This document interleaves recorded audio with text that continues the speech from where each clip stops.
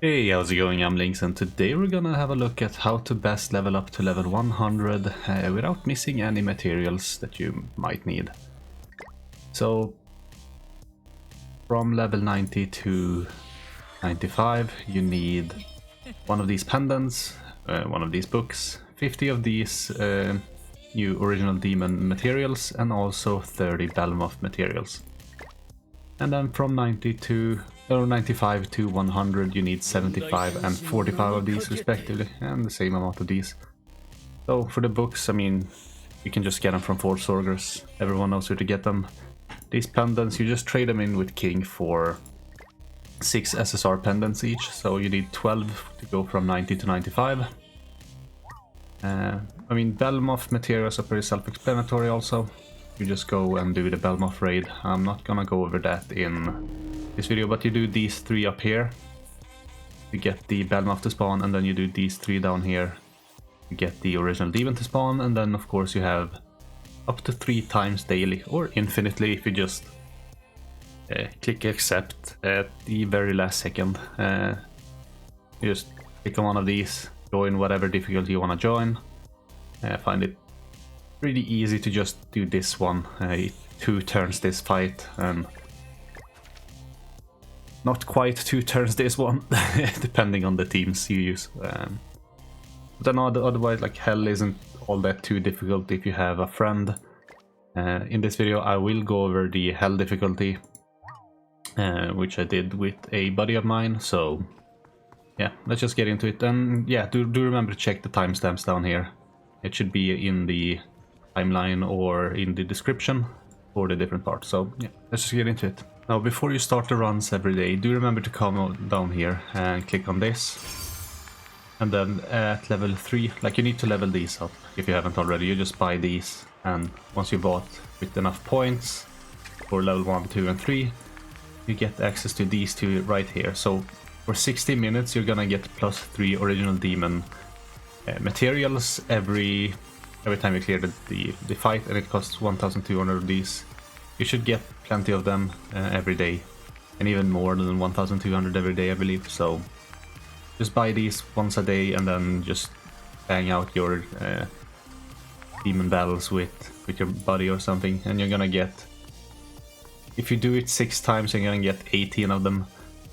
So but in that 1 hour span you can still make some of these battles here, so just do that. That's quite nice. Alright, and now we'll get into the fight itself. So as for the teams you'll need to use, pretty much what the JP players have found before it got on global was that Traitor Melee is really good for this. So both teams need to use Traitor Melee, and then both teams also need to use Red Gopher on the hell difficulty.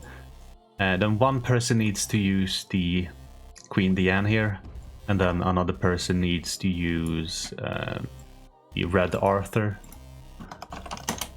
who I believe it's this one, because he has a buff card here, and it buffs for basic stat by 30% on gold, which is what you're going for. You need to get, like, the Gopher upgrade cards, so you each buff with the Gopher upgrade cards, and one person can buff with the Arthur, and yeah, you get a bunch of gold cards, a bunch of, you know, buffs for melee amplify cards, additional, you know, basic stats, which is nice.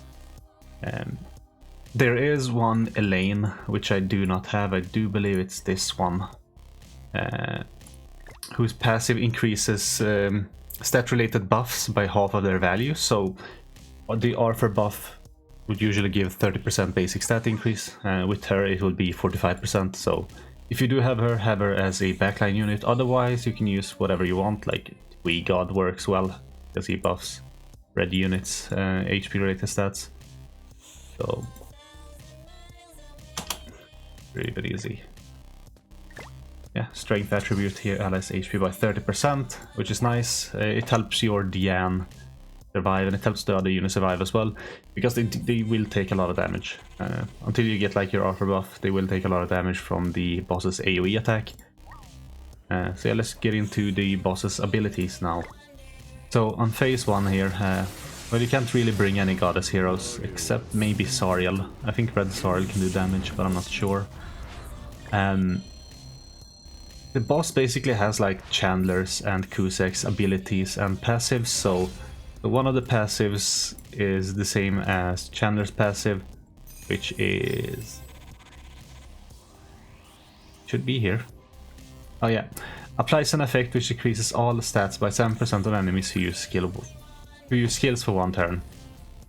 And yeah, so basically if you attack 3 times with a hero, the third attack will do 21% less damage, because it can be quite annoying. And then this one is the Cusack one, so if a critical strike does not occur when a hero uses a single target skill on an enemy, inflicts additional damage equal to 50% of the enemy's increased max HP, and increases his basic stats up to 100%, I guess, if he debuffs you. So he uses this ability every 2 turns and this ability every 3 turns, which is this ability every 2 turns. So he applies a buff on himself, which restores diminishing HP, and then increases also his max HP by 20%. And then he does this one every 3rd turn, and like you need to clear this phase before he actually casts this one. So within 3 turns you need to clear the phase. And of course, if you don't get lucky with like go for upgrade cards, you might want to reset. But as soon as you get them, you can like clear the phase easily. Otherwise, you're basically just doing chip damage to him. But yeah, basically what it does, it disables your whole hand. Except for buff and debuff skills, I guess. But it disables rank 2 or higher skills and all that. It's annoying, so you just reset at that point. So he has 2 attacks. This is a single target attack which blocks skill effects. So he will block your... because you want to taunt with Diane, he's gonna block Diane's skill effect. And then he does a AoE sever attack. And this one hits quite hard, so you do need Diane's taunt up to reduce damage taken by 40%. And then... like, if you can get Arthur's gold buff or something, even then, like if you have 2 of them and you get lucky with like Gopher merges, then you can use one of the buffs early. You won't take that much damage, and it should be fine. Like his ultimate isn't the worst either, so... But yeah, you're basically just trying to do some chip damage to the boss on phase 1 until you get enough... until you get like a Gopher upgrade card that you can use to upgrade everything to gold. And to then just push phase within like the next 1 or 2 turns, because you need to clear it within 3 turns. On phase 2, like his passives don't change all too much. He gets this, which decreases all your HP related stats by 25%. He also applies a ultimate move disable effect for 2 turns, so if you get your ult you can't use it. And this, he does get some different abilities, like this ability he uses every 2 turns and this ability he uses every 3 turns. This one isn't as bad, like he reduces your attack related stats by 30% for 2 turns if you take too long to clear this. But like the gimmick on this floor, he gets a buff which can only be make it so that he's only damaged by ranged attacks. So here you really need a gold Diane card to break it. I found that on Extreme, if you do it on Extreme, you can use 1 Diane gold card and then 1 melee gold card, after also having Arthur's buff card, and that would just clear that phase. So all the other cards you can save for both characters. But yeah, like this phase isn't too hard. Like that's the only gimmick. And then, but also on this phase, if you bring him down to I think like 10% HP, he gains a evasion, so he will evade all attacks except for ultimates. Like if he gets this, he will probably hit you hard enough to lifesteal back over it, so you just need 1 more attack after that. He also puts up a... Is it this one? Yeah, it reflects 150 damage taken, so like you can remove it with like Meliodas ult, you can remove it if you have other units that can remove buffs, and that would work quite well for this. Otherwise you kind of don't want to attack him. You kind of just want to get melee's ult, which you need to wait for like 2 turns, and then you can ult with melee. Unless of course you can just kill him in that 1 hit, otherwise your unit will pretty much die. So be wary of that. But like this phase isn't too hard, and then the last phase isn't either. He AoE, which increases damage dealt for every stance, buff, debuff on the target, which, yeah, I mean, that stacks up quite high, but I mean, it's not the strongest attack either. And then he has a cleave. So, like, 2 AoE attacks. He does a buff, which increases his attack and reduces damage dealt. And then also he inhales 20% of your max HP, which recovers his own HP and stuff like that. So, I mean, this phase isn't either too difficult, you know, because you will have a few gold cards, or you should have a few gold cards with like melee. You can only take a certain amount of HP, which I do believe is like 40% of his max HP. Yeah, there we go. It can't exceed 40% of his max HP. 3 attacks, 3 gold attacks, or I think even silver attacks with melee hit max HP if he's buffed with Arthur and has enough, you know, amplify or buffs for the amplify card. Even like silver attacks will hit damage cap. So I mean, these phases aren't too difficult. Like the most difficult one is, of course, phase 1, and the only difficulty in that phase is just getting getting lucky with the card draw, so you can get like go for upgrade card, and then you're pretty much set. Then this one, of course, like you can get unlucky if you bring him down to like 5% health, and then he gets evasion, and then you have to wait a bit, and maybe he kills one of your units. Maybe you don't have a taunt with the up anymore, and yeah, like there are things that can go wrong, but like it shouldn't. Like this phase should go down in 1 turn, and then this phase should go down in 1 or max 2 turns, like depending on what cards you have. If you can't beat it on hell, just go on extreme, because it's the same. You have phase 1, phase 2, phase 3. On hard, you only have phase 2 and phase 3. So this is the same as phase 2. So the first cards you actually need to use if you're running this is AoE, or not AoE, ranged cards.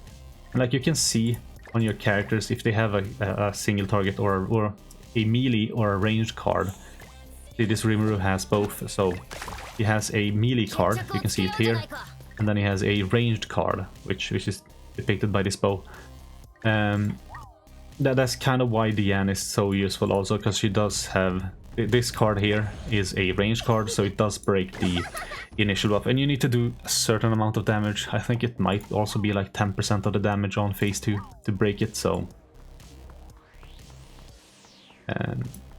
but yeah, like if you on hard and normal, like if you want to do one of those, usually it's like so much faster. That's what I'm usually running when I'm just mindlessly, infinitely running these. I'm just running it on hard, finding people, and you know, not too difficult. But yeah, that's it for the guide portion. Next up, we'll look at a few different ways of how you can get SSR pendants, because you also need 12 SSR pendants to get 2 UR pendants, which you need to go from 90 to 100. So most of the events that are here, like they give SSR pendants as rewards. I do believe you can buy some in the exchange shops almost always. This one didn't have it, right? The other 2 that we will get, the final boss or event bosses here, might have. But I do believe this spin event has some. I cannot yeah, it does have as like special reward there and special reward here.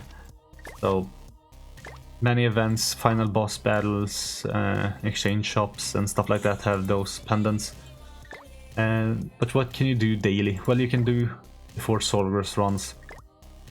So you just do 3 of these every day, because you get 3 of these. And if you have more keys, like you can use the keys, gain some more. And once you fill this up, you get 1. And then there's also a smaller chance to actually get 1. I mean, I feel like this is more than 4%. Like I find it way more than 4% of the time.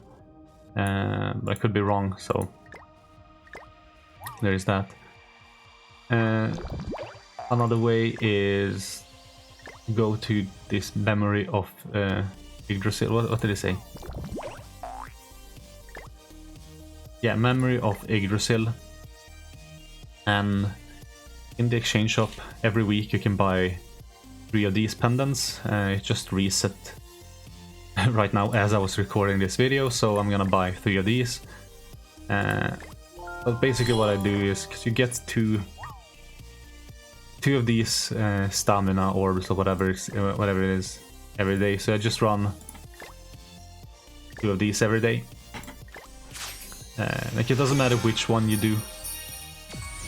I kind of like to run this one because it does have a chance to give you a evolution pendant here, so SSR pendant. I didn't get one there, but totally fine. I don't believe you get a chance to get them in this one. Yeah, you don't. So like, running the other one is better, unless of course, because they give the different orbs. Unless of course you really need to buy something from this shop right here that you can't get from this shop. So for example, you can get these 2 here, and you can get the green one here. So if you really need the green one, then yeah, go for that, I guess, for a while. But for, like, you know, leveling up characters, then this method is the best one, because you can get them here and you can also get them like during these 2 rounds. I would suggest actually always keeping at least 5 here, because there are 1, 2, 3, 4, 5 of these memories, and once this unlocks, you actually need to do all of them. Like, I didn't think about that when the Memories of Heaven unlocked, so I only had 2. I could only do 2 every day until I got to this point where I can get start you know, getting the max rewards, because it gives 88 compared to 50, so it goes up 50 to 58 and then 67 and so on, you know. So actually try to save as much here as you can, but I mean, it's totally fine if you just wanna get your SSR pendants now and do 2 every day. You can also get some if you go into PvP, and there are 2 ways to get them here. Oh, nice 60 gems, we take those. The first one is you come over here to this shop, and I do believe it's free under MISC, miscellaneous, and wait, you can't buy them? Alright, I'm dumb. I'm dumb. There's one way. There's one way. I'll do that later, come on. So you basically do these withdrawal here every day. You receive a reward, which I'll get in 11 minutes here. But do keep up with that, and then you can buy 3 of these every reset here. I mean, it's not the most, but I mean, at least it's something.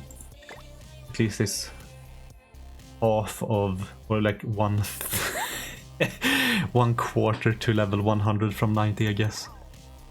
Jeez, I mean, they're so stingy with them. They need to give out more SSR pendants. Like, I'm at the point where like, I can farm all the other things, but I can't really farm SSR pendants, so... But yeah, that's how you get SSR pendants. The books you get from Force Solvers. These, you just do these book dungeons, and then you need to upgrade with King.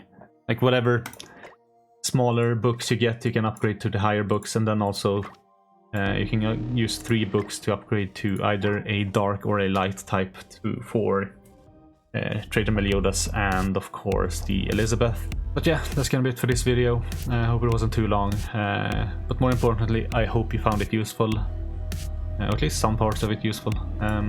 Hope it helped you, but yeah, thanks for me, and I guess I'll catch you in the next one.